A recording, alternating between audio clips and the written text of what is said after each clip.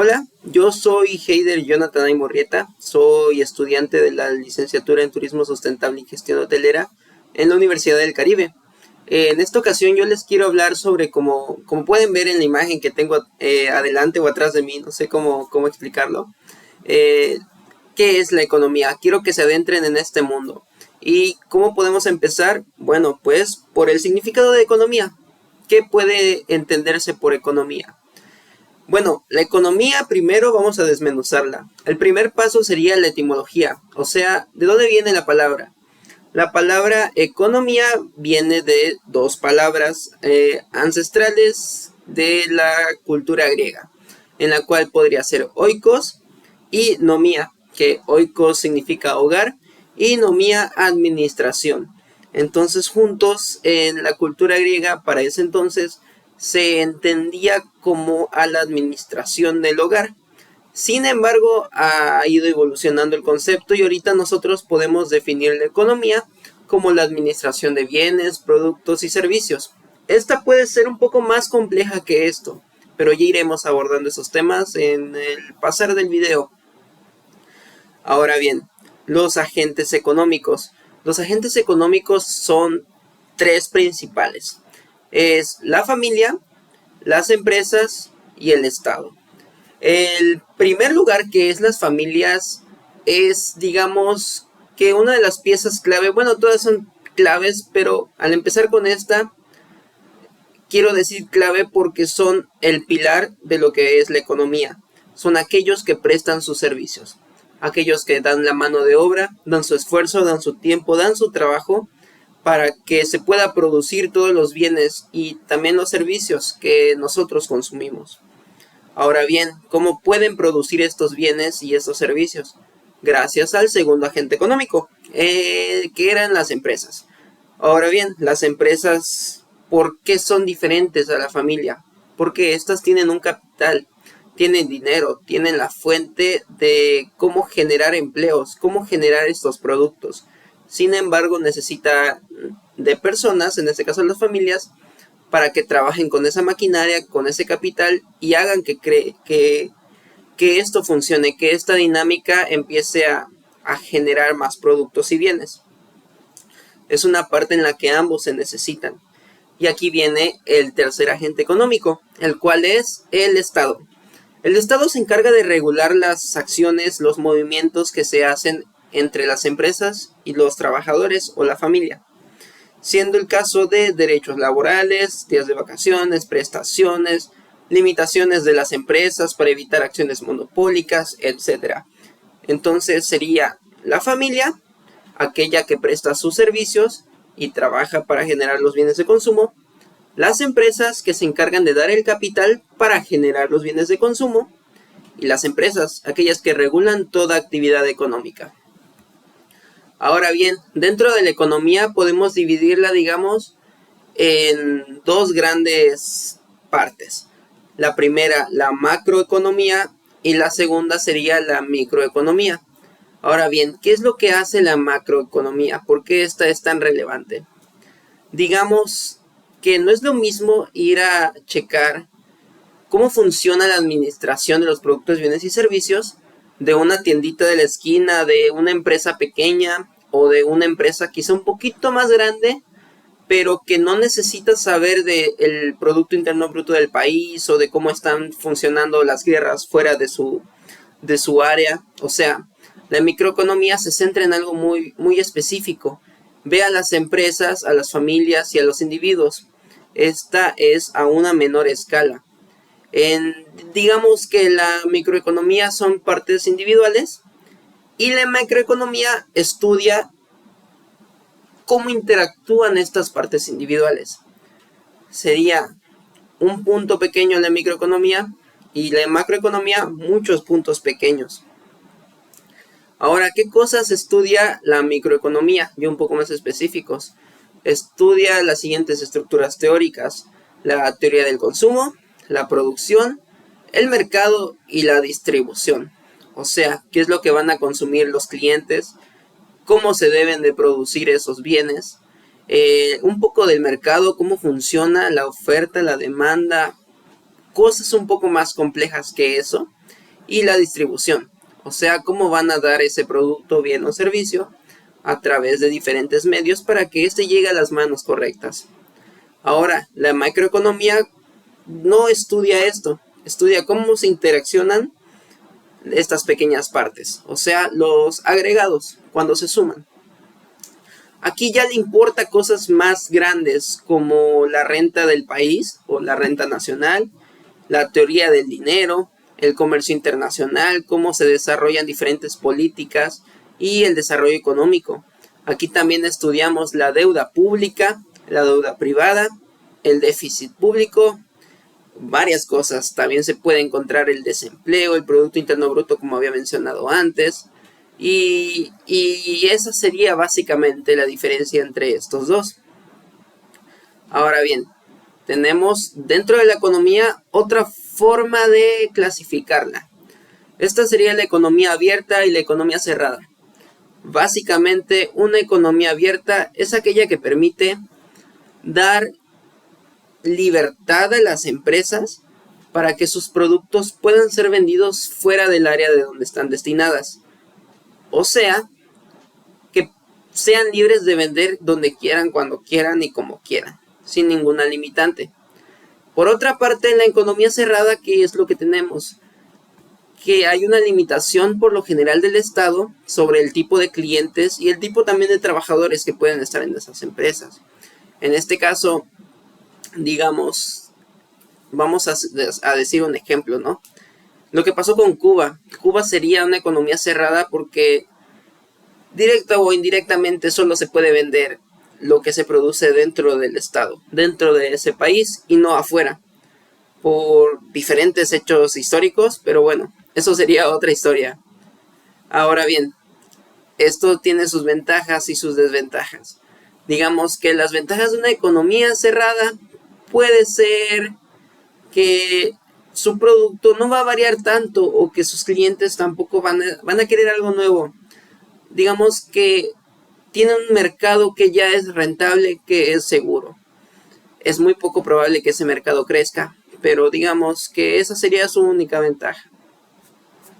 Ahora bien, vamos a continuar con el tema. Serían la mención del cuarto agente económico, el cual es la tecnología. Había mencionado 3 antes, pero hablando después de todo esto, tenemos que remarcar que sin la tecnología, este modelo económico que tenemos en la actualidad no funcionaría tal y como es ahora. Necesitamos los medios de comunicación y las tecnologías para generar bienes de consumo y a su vez estas tecnologías sean bienes de consumo en sí mismos. Ahora pasaremos a la siguiente parte.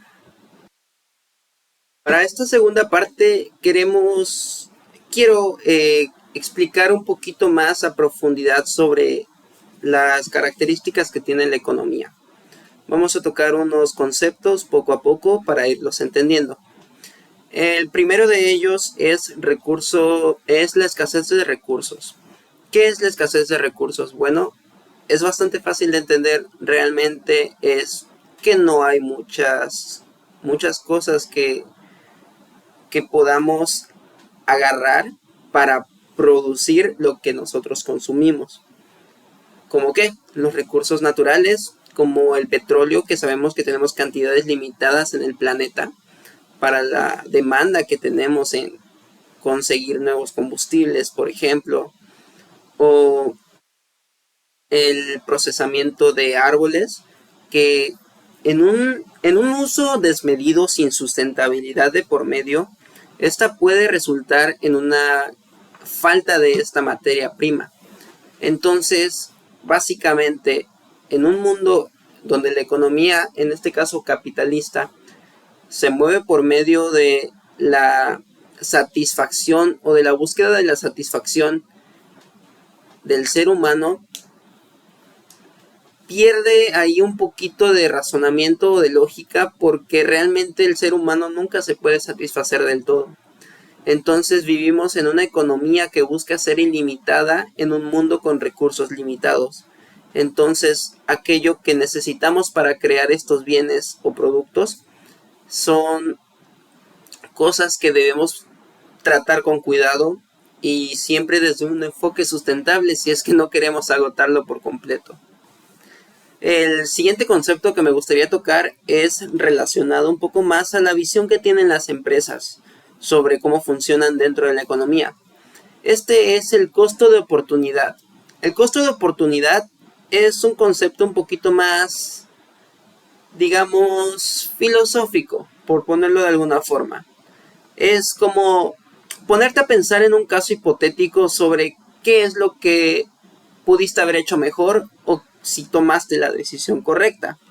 Esta la ponemos aquí en una empresa porque pues el tema es economía, pero igual se puede aplicar a la vida diaria. Por ejemplo, vamos a seguir con la de la empresa para no desviarme tanto.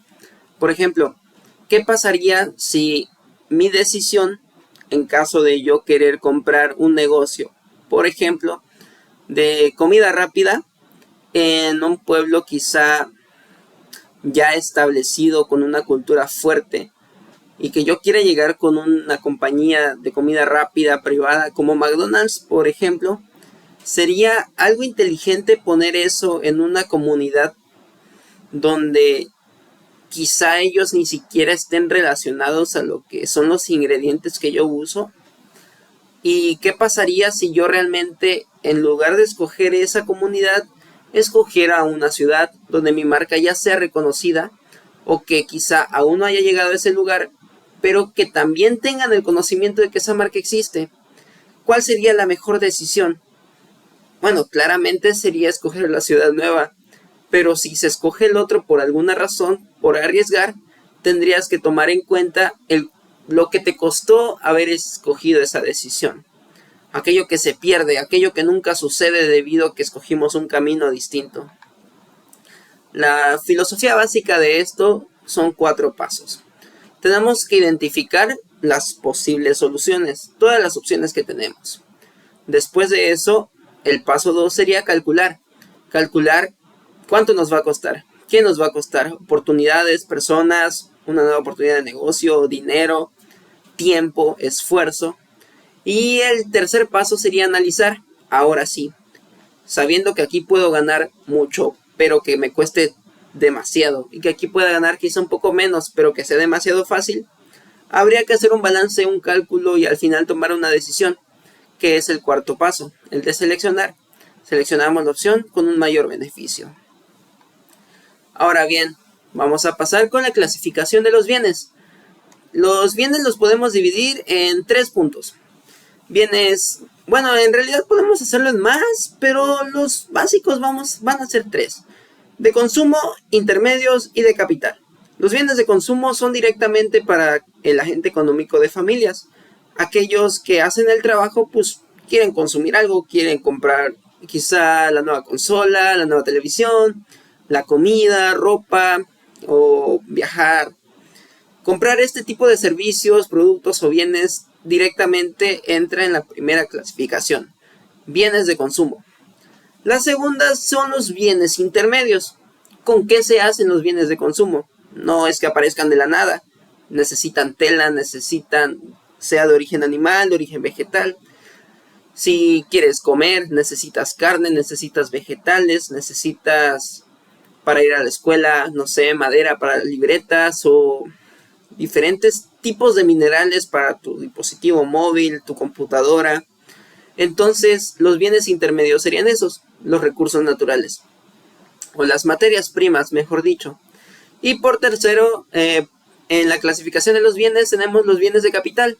Los bienes de capital son aquellos que sirven para hacer los bienes de consumo. O sea, tenemos los bienes de capital, donde se procesa toda la materia de los bienes intermedios para poder dar como resultado los bienes de consumo. O sea, todos están entrelazados. El primero no puede existir sin el segundo y el segundo no sirve de nada sin el tercero. Entonces, vamos a pasar con el siguiente tema, la especialización. Dentro de la economía, más bien en una empresa también vamos a enfocarnos ahí. Tenemos varias opciones para crecer. Como habíamos visto en el coste de beneficio, en el coste de elección, teníamos que tomar diferentes caminos. Entonces aquí en la especialización nosotros podemos escoger este camino. Si estamos ofreciendo un producto de papelería que ofrezca de todo lo necesario para una papelería, pero igual algún otro servicio, por ejemplo, alguna máquina expendedora de golosinas, o de chocolates, de galletas, realmente lo que podríamos hacer sería eliminar por completo esa máquina, aunque sí nos genere algún beneficio, para poner otra cosa, quizá una parte de una computadora, una zona que en lugar de jalar ese dinero en ese producto que no va muy acorde con lo que vendemos, podríamos poner un pequeño ciber, una pequeña consola, algo que vaya en relación con la papelería. Que en lugar de querer buscar tantos puntos para abarcar y vender demasiado de todo, sería centrarte en un tema en específico para así poder controlar y mejorar la calidad de lo que ofreces. Y así pues llegamos a la explicación de lo que es la especialización. Ahora, esta se puede trasladar a, dependiendo si estamos hablando de la microeconomía o la macroeconomía. La microeconomía, como ya lo expliqué, sería el ejemplo anterior. Digamos que va un paso muchísimo más grande y vamos a hablar desde países. Por ejemplo, si un país decide que su materia prima sea, por ejemplo, algún país de Sudamérica, Panamá, que quiera dar la venta de plátanos, por ejemplo, porque pues ahí se da por las condiciones climatológicas que tiene, perfectamente podría especializar su mercado para la exportación de este bien, de esta materia prima. Entonces, la microeconomía va, como había dicho, a los agentes individuales y la macroeconomía a sus agregados, a lugares más grandes como lo que es un país. Y ahora dentro de la economía, habíamos dicho que era la administración de bienes, productos y servicios.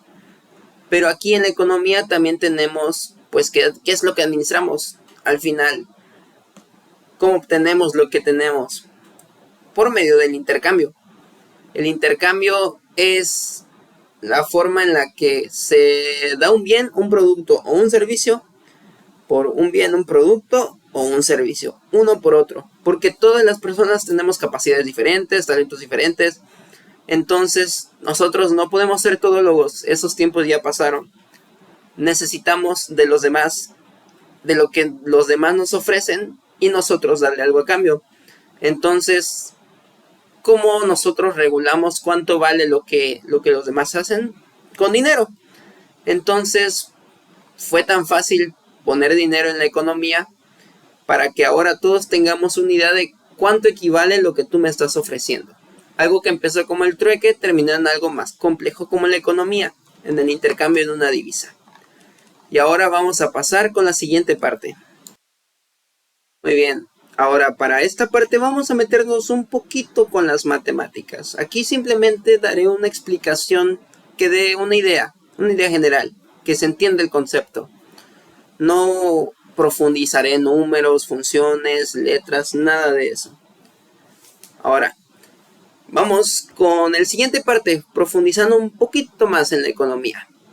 ¿Qué son los factores de producción? Los factores de producción es aquello que se necesita para crear estos productos, estos bienes, para satisfacer a los clientes.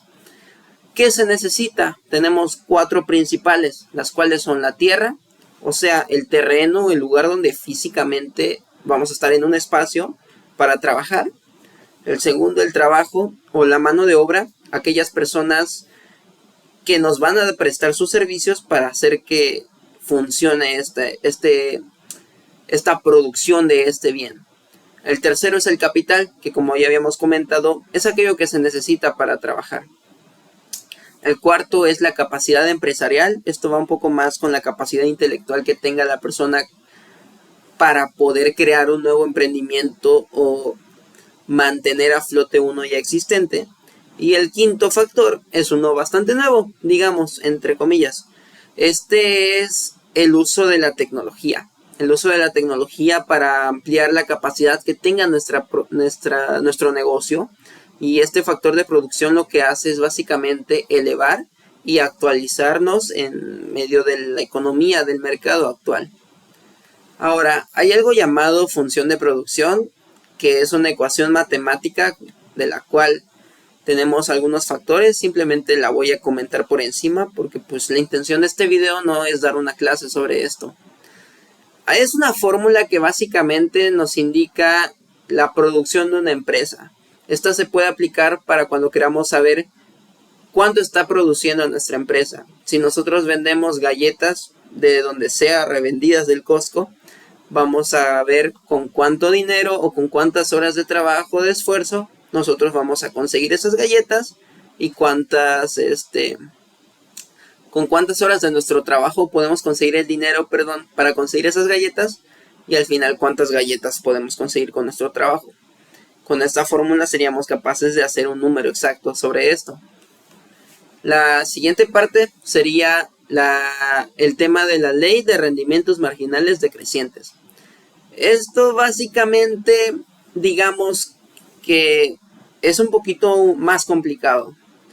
Si tenemos un crecimiento que es lineal, ustedes han visto una gráfica en la que va desde un punto bajo y si es creciente, pues sube, ¿no?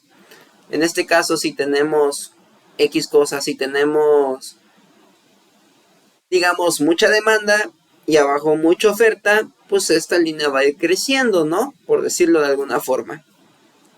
Ahora, en los factores de producción que había mencionado, los 5 anteriores, vamos a centrarnos primero en los cuatro principales. Si tenemos en esta gráfica los factores en un orden que nos dé cierta armonía entre ellos, vamos a tener un crecimiento de alguna forma estable. Pero si nosotros en dado caso solo aumentamos uno de ellos o unos pocos y dejamos en una sintonía distinta a los demás factores, lo que vamos a hacer es que nuestro crecimiento en algún momento va a llegar a un tope. Ya no va a seguir creciendo de la forma en la que lo hacía antes. ¿Por qué? Existe algo llamado efecto cuello de botella, en el cual digamos que una cadena es tan fuerte como su eslabón más débil. O sea, que no importa que tengas a muchas personas trabajando para producir más, si la tierra o el lugar donde trabajan es mínimo. Simplemente va a haber un punto en el que ese margen de crecimiento va a decrecer, va a dejar de crecer simplemente. ¿Por qué? Porque hasta entre ellos mismos los trabajadores van a empezar a chocarse entre ellos, van a disminuir la producción. Es a eso más o menos lo que se refiere esta ley. Es más conceptual que nada. Y esto sería, digamos, toda la parte de matemáticas. Lo prometo. La siguiente va a ser la última parte y un poquito más de conocimiento teórico. Ya para finalizar el video vamos a tocar un poquito lo que son algunas teorías económicas. Tocaré por encima solo algunas de ellas, las que me parecen más relevantes para comentar. Entonces no mencionaré todas. Aquí tenemos una línea del tiempo, la iré moviendo como para tener más control sobre lo que voy diciendo. Entonces, empezamos, digamos, con la comunidad primitiva, en la antigüedad, donde existía el trueque, el intercambio de carne, de animal, el intercambio de frutas, verduras. Digamos que es la forma en la que el ser humano inicia a intercambiar o a crear una economía primitiva. El siguiente sería el modo asiático de producción. Este básicamente debe haber un estado en el que éste tenga poder e intervenga en las economías que tengan las aldeas indígenas, por alguna forma decirlo, dentro de ese mismo país. Entonces es como un estilo de colonia, pero de su misma gente. Posteriormente tenemos el esclavismo o la esclavitud, en la cual por medio del trabajo forzado sin paga se ve a una raza distinta. En este caso, históricamente hemos tenido, por ejemplo, la raza negra, como las personas que son inferiores a los demás seres humanos, con la excusa ideal en ese entonces para que tengan un trabajo como Dios manda. Según la divinidad, así es como hay estructuras sociales conforme a la raza. Y digamos que esa es la base de la esclavitud. El racismo para poder tener trabajo gratis, pues qué conveniente, ¿no? Para las personas que no eran negras. Luego tenemos el feudalismo, este se da en la Edad Media, en el cual básicamente hay diferentes estratos sociales, en los cuales unos son dueños de tierras, otros manejan esas tierras, y otros, muchos, son aquellos que trabajan esas tierras, pero no son dueños de ellas. Es como una esclavitud con pasos extra. Después de eso, pues tenemos la fisiocracia. La fisiocracia digamos que se caracteriza principalmente por que el Estado no intervenga en la economía, dándole paso libre a lo que pueden ser todos los movimientos que quieran hacer las empresas sin ser molestados. Ahora, tenemos a la etapa clásica, tenemos al marxismo. En el marxismo lo que hace es básicamente crear lo que es la corriente del comunismo y el socialismo, y básicamente esto es una parte muy importante del siglo anterior en la historia humana, porque de aquí tenemos la Guerra Fría, tenemos los dos polos, el concepto de primer, segundo y tercer mundo. Básicamente Karl Marx en sus teorías piensa que hay diferentes etapas en la economía del ser humano, siendo el capitalismo la anterior a la que se espera que sea la máxima forma de economía, el comunismo. Tenemos la etapa neoclásica, el keynesianismo. El keynesianismo se caracteriza básicamente por, digamos, ser lo contrario a la fisiocracia, donde se prefiere que el Estado intervenga en las empresas, en sus economías, para que éstas tengan una mayor prosperidad. Digamos que es la contraparte del fisiocracismo. Tenemos el monetarismo, la escuela de expectativas racionales y por último la globalización, que es lo que nos lleva a la actualidad. Nosotros vivimos en un mundo globalizado porque básicamente nuestras economías como países, hablando desde la macroeconomía, tenemos una relación directa con casi todos los países del mundo.